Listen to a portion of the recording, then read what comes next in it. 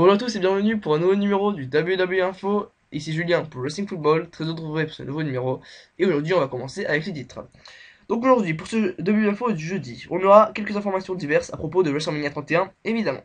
On parlera également de WWE NXT, comme chaque jeudi, les résultats du show, et ainsi que le Give Divas a Chance, c'est le hashtag qui a été lancé sur Twitter il y a de cela 2 lundis désormais. On verra plus en détail en quoi il consiste et ses retombées.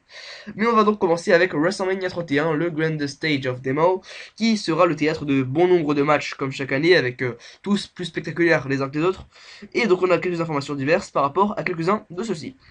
On a appris que Titus O'Neil et Darren Young ont officiellement été ajoutés à la Outbreak the Giant Memorial Battle Royale, et ils vont donc rejoindre Ryback, Le Miz, Kurt Saxel, Jack Swagger, Fandango, Adam Rose, ainsi que Zack Ryder, des grands noms comme vous pouvez le voir. Alors, si l'année dernière il y avait eu 31 lutteurs de match, la WWE aurait décidé de rabaisser ce nombre à seulement 20 cette fois-ci. On pourrait donc s'attendre à un match plus court. La WWE réfléchirait même à un match entre les Usos et le duo Cesaro Tyson Kidd pour WrestleMania.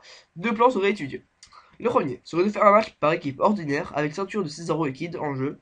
Et le second serait de faire un 6 vs 6 avec l'ajout de Natalia et Naomi. Sans titre en jeu donc, c'est donc à suivre dans les prochaines semaines. Voilà, on va enchaîner avec les résultats de donc WWE NXT, le nouveau show hebdomadaire de la WWE. Et le show avait débuté avec Alex Riley, le commentateur, et puis désormais qui commence à avoir des rêves de retourner dans la lutte, qui a demandé un affrontement contre Kevin Owens dans le bureau du general manager William Regal. L'anglais était d'abord sceptique, et puis finalement il a repoussé la décision à plus tard. On a ensuite eu Taylor Breeze qui a battu Adam Rose dans le premier match de soirée. C'est ensuite l'équipe Soft, Enzo Amore et Big Cass qui ont eu une interview et ils ont promis de devenir les prochains challengers au titre par équipe actuellement détenus par Blake et Murphy. Et justement, en parlant de champions, c'est Blake et Murphy qui ont défait la Shoot Nation dans un match où le titre n'était pas en jeu. On a ensuite eu Bailey qui est venu souhaiter bonne chance à Charlotte pour son match plus tard dans la soirée, comme vous le savez. Et puis c'est Emma qui a débarqué et qui est venue faire remarquer à Bailey que toujours être trop gentil ne mène pas trop loin. Possiblement donc un futur heel turn pour Emma, on n'en sait rien. En tout cas pour l'instant, on ne peut que se fier à cela. Ensuite on a eu un match contre Baron Corbin qui a battu Tony Briggs. Et après ce match, eh bien, on a eu Kevin Owens qui a débarqué à la table de commentateur et qui a provoqué Alex Riley. L'attention a monté jusqu'à ce que Riley tente de s'en prendre au champion, mais Albert l'a retenu. C'est ensuite, on a eu ensuite eu une vidéo de Sami Zayn pour revenir sur les événements de Takeover Rival, vous le savez, et il a avoué d'être pas prêt mentalement pour revenir pour le moment. Donc pour l'instant, le retour de Sami Zayn de nouveau repoussé. Dans son premier match depuis 2 ans, Solomon Crow a battu Bull Dempsey. Et enfin, dans le main event de la soirée, qui était donc la remise en jeu du titre de diva de NXT, donc Sasha Banks a battu Charlotte. C'est quand même remarquable que le main event de la soirée soit un match de divas. Est-ce que la WWE pourrait en prendre exemple? C'est sûr. Après, est-ce que les divas actuelles ont le talent? Ça, rien n'est moins sûr. On va passer donc à la suite avec donc en parlant des divas, le hashtag Give Divas a Chance. Et puisque la championne des divas, Nikki Bella, a récemment été interviewée par Mark Maiden à la radio américaine.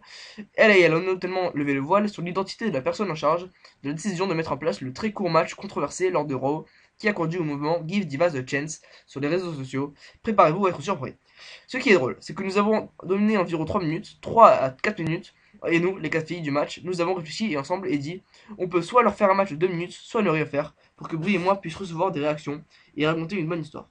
Nous n'avons pas donné aux gens ce match de 3 minutes, et ça a été un choc. Ça a fini par donner le mouvement mondial Give Divas a Chance pendant 2 jours. Je veux dire, nous aurions pu aller sur le ring, faire quelques prises et en rester là, mais on se disait comment raconter une grande histoire. Et à la fin de la journée, c'est ce que nous avons fait. Brie et moi, nous avons eu de bonnes réactions. On a parlé de nous pendant 2 jours de suite, et c'était comme waouh, nous racontons une vraie histoire maintenant.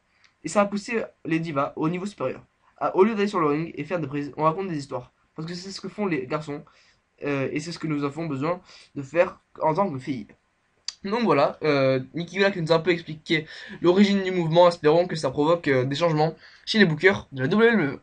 Voilà, c'est la fin de ce numéro du WWE Info. J'espère qu'il vous a plu. On se retrouvera demain pour le dernier numéro de la semaine avec au programme entre autres les résultats de WWE SmackDown évidemment.